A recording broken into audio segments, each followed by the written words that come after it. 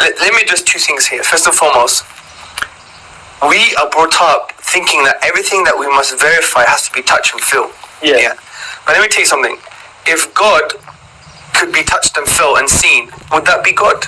No, you mean. Would that be God? It wouldn't really be a test of belief, would it? Because you would know. It's not even just a belief, because God actually says there's good reasons to believe in Him. For example, look, do you believe you had a great grandma? No. Do you believe Yeah, but I mean, there's obviously, I know that because of what I'm here now. Exactly. Yeah, but that's a good point. Have you ever seen your great grandma? You don't have access to the DNA? I know scientifically, I would have to have one to be here. Well, see, that's the point. Using the terminology here. Scientifically, you have no clue. You have no clue. Scientifically, you're just dumb on this position. Or we're dumb on this position, because what does science say? Science say we can only verify the physical world and things that we can touch and feel. This is a non-verifiable thing. Yeah. The only way you know you got a great grandma is because you're here. You've made a logical, rational decision. Not based on the physical world, based on necessity.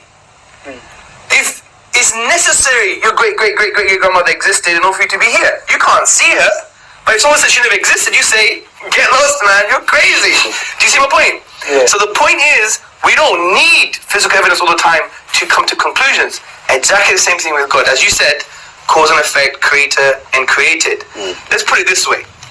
Everything in the universe, dude, that begins to exist, okay, if I just popped like this, here I am, I just popped into existence, has a cause. You know it must have came from somewhere. Everything that begins, that starts to exist, always has a cause. Number two, the universe, without a shadow of a doubt now, began to exist. Based on philosophy, mathematics, Big Bang. You know about the Big Bang, yeah? Yeah, well, It's not that thing after too many curries, right? Yeah, the Big Bang, okay? So from all this, we know the universe began to exist. So what logically follows? Therefore, the universe has a cause. So we just say, right, without a doubt, we know the universe has a cause. What is the nature of this cause? Well, if you create the universe, it can't be part of the universe. Because if it's part of the universe, then that would mean the universe existed and didn't exist at the same time. Does that make sense? That's just crazy. Can Abu Bakr exist and not exist at the same time? Although we may want him not to exist, because he talks a lot. Yeah, you get it. So there's that. It must be one. Because they're knocking on the door, we don't assume there's Manchester United football team behind the door, right? We say it's one person, isn't it? Yeah? It's the most logical explanation. We know it must be all powerful. You didn't create a grain of sand, you create the whole universe, right? And we know it must be uncreated. Because some people say, well, who created God? It must be uncreated. Why? I don't know why. But let me give you an example. Say I want to shoot you, yeah? Yeah.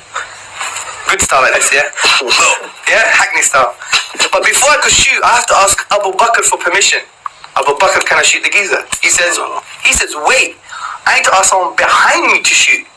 And that guy has to ask permission too. If that goes on forever, could I shoot you? No, impossible. Exactly the same thing with the universe. The question of saying who created God is equivalent of saying there is no creation. Because you need a final point. Because if it went on forever, we would never have creation in the first place. So look what we've just done, just very simply. We've said there's a cause for the universe. It must be one, powerful, and uncreated. This is exactly what the Quran says. قُلْ هُوَ اللَّهُ أَحَدٌ اللَّهُ الصَّمَدُ لَمْ يَلِدْ وَلَمْ يُولَدْ وَلَمْ يَكُنْ لَهُ كُفُوًا أَحَدٌ. Say God is one, unique, eternal, self-sufficient. He begets not, nor was he begotten. He's uncreated. Then there is nothing like him. He's immaterial. He's outside of the universe. So just using our aql in Islam is our intellect. Reflection, as the Quran always tells us to reflect. He uses the word يَتَفَكَّرُونَ, for those who reflect. Because the Quran is for reflecting human beings. So we come to the conclusion that there must be a God.